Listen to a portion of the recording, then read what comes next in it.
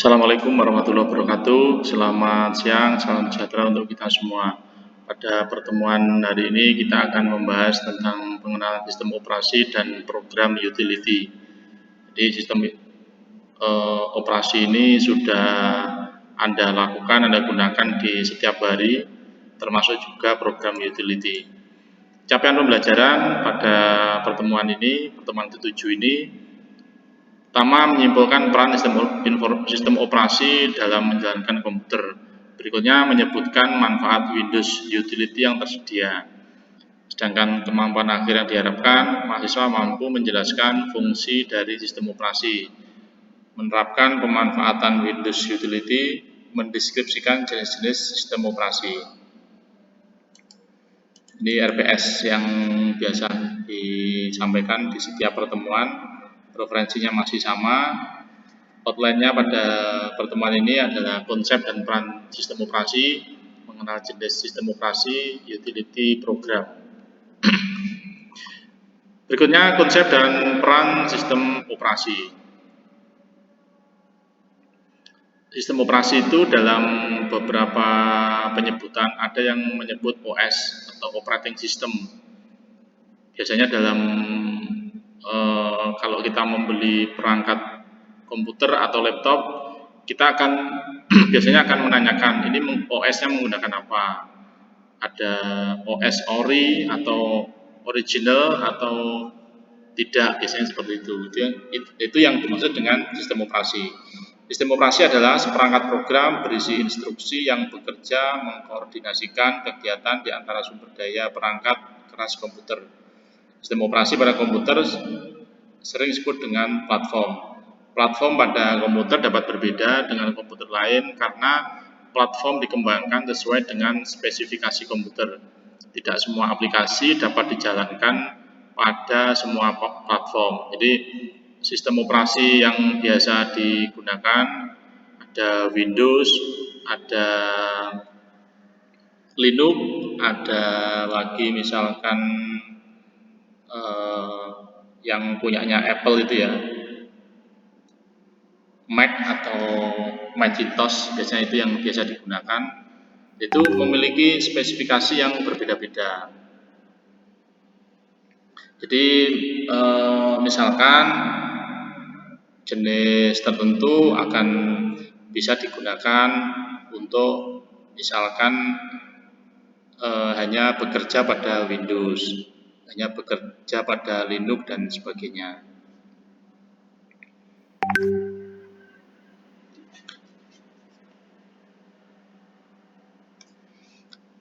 Berikutnya fungsi dari operating system.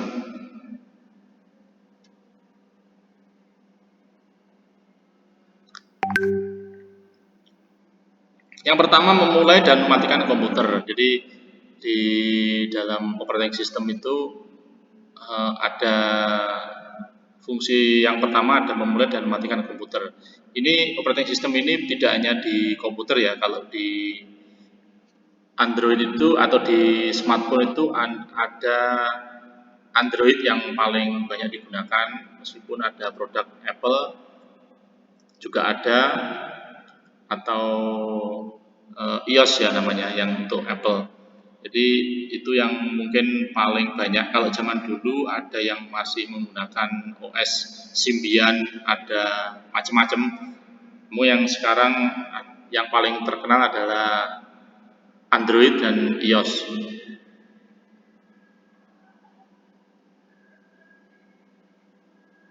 Berikutnya menyediakan user interface.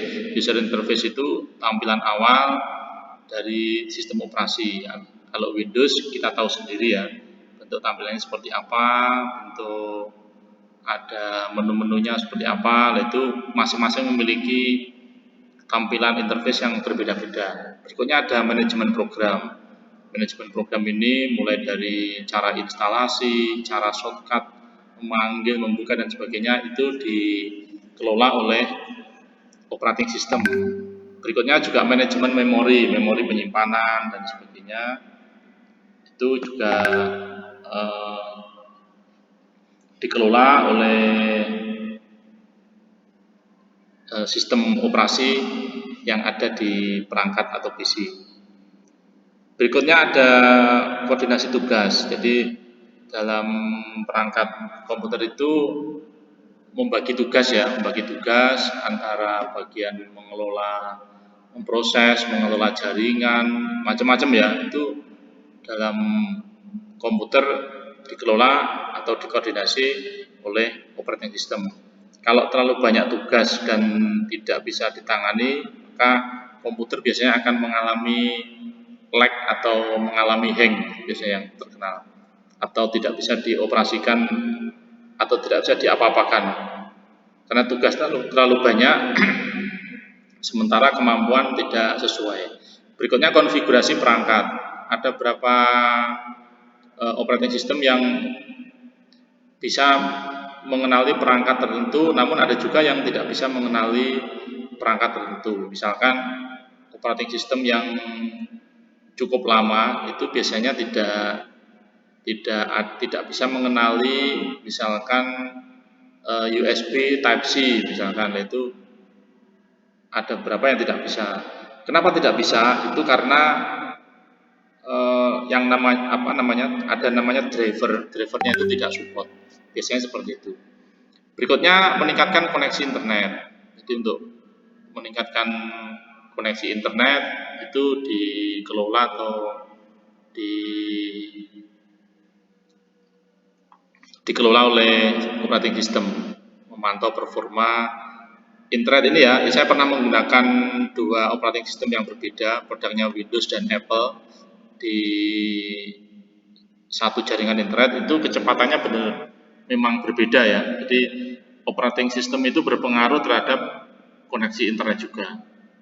Performa, memantau performa. Jadi nanti ada di Windows itu ada cara untuk memantau performa dari komputer secara keseluruhan. Performa mulai dari prosesor, mulai dari penyimpanan dan sebagainya. Berikutnya manajemen file. Manajemen file ini untuk penataan file, untuk proses copy, proses paste, cut dan sebagainya. Berikutnya ada update perangkat lunak otomatis. Jadi setiap operating system biasanya ada update otomatis. Juga ada kontrol jaringan. Yang terakhir mengelola keamanan atau security dari sistem operasi atau keseluruhan dari data yang ada di komputer. Ini ya contoh operating system mulai dari start, terus dikelola sampai muncul tampilan, sampai nge-printer, jaringan dan sebagainya. Ini sungguh sangat luar biasa ya. Ini ada monitor performance di Windows itu ada task manager. Nah, ini akan menampilkan performance dari komputer yang kita gunakan. Ada manajemen file, ini untuk copy, untuk hapus dan sebagainya. Tipe sistem operasi. Pada awal penggunaan komputer atau perangkat seluler baru, biasanya sistem operasi telah terinstall. Ketika OS versi baru dirilis, pengguna dapat meningkatkan komputernya untuk memasukkan fitur baru.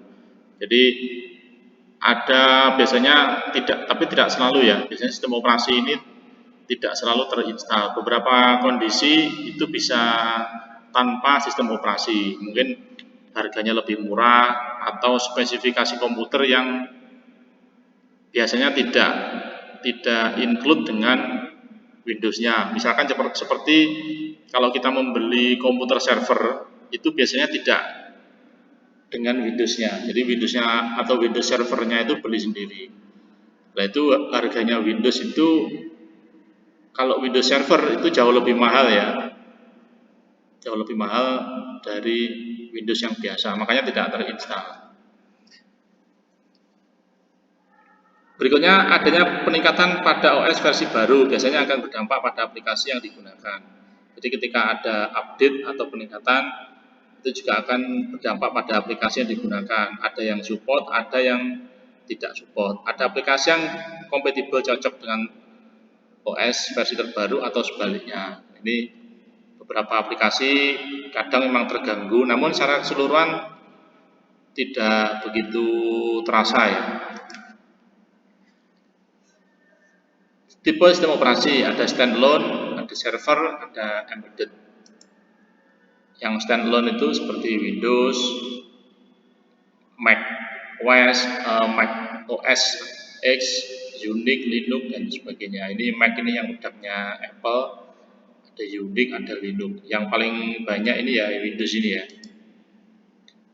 Berikutnya server, sistem operasi server dikembangkan khusus untuk mendukung jaringan komputer. Sistem operasi server ditempatkan pada posisi server, sedangkan klien bergantung pada server untuk sumber daya. Jadi komputer klien itu mengambil data, terkoneksi dengan database itu dengan komputer server. Komputer klien biasanya menggunakan standalone dan bekerja sama dengan komputer server atau OS server. Jenis OS server ini ada Windows Server 2008, yang mungkin baru ini Windows Server 2016 ya. Kalau mungkin yang berikutnya ada yang baru lagi, nanti bisa disampaikan. Berikutnya ada embedded. Embedded ini adalah embedded OS diterapkan pada mobile device dan smartphone. Embedded OS yang populer adalah Windows Phone, Palm OS, ada iPhone OS, ada The BlackBerry, Google Android, Embedded Linux, Symbian OS. Kalau Windows Mobile ini sudah mengibarkan bendera putih ya, atau sudah menyerah ini katanya. Jadi sudah tidak masuk di di pertarungan mobile OS karena sudah dikuasai iPhone dan Android. BlackBerry pun sudah bernasib sama ya. Tapi kalau iPhone dan Android ini masih berjaya sampai saat ini. Namun tidak menutup kemungkinan nantinya akan diganti dengan OS-OS baru yang lain. Berikutnya ada utility program. Utility program ini adalah tipe dari sistem software yang memungkinkan pengguna untuk melakukan tugas pemeliharaan, biasanya terkait dengan manajemen komputer, perangkatnya atau programnya. Beberapa fungsi yang disediakan oleh utility program seperti pengaturan file, pencarian file, menghapus program, antivirus, dan sebagainya. Contoh ya, file manager, set utility, uninstaller, image viewer, screen saver yang untuk merubah layar itu ya. Ada firewall ini untuk melindungi bisa jaringan dan sebagainya, antivirus, spyware, and adware remover. Jadi ada adware remover ini juga biasa digunakan, ada internet, ada file compression. File compression ini seperti WinZip, WinRAR, 7zip itu ya yang bisa digunakan, ada media player, disk burning. Disk burning ini juga nyatanya sudah mulai tidak relevan karena CD burning itu sudah tidak begitu digunakan ya. Berikutnya ada personal computer maintenance. Demikian beberapa tentang operating system dan sistem utility. Saya rasa cukup apa yang bisa saya sampaikan hari ini. Ada kurang lebihnya mohon maaf. Selamat siang. Assalamualaikum warahmatullahi wabarakatuh.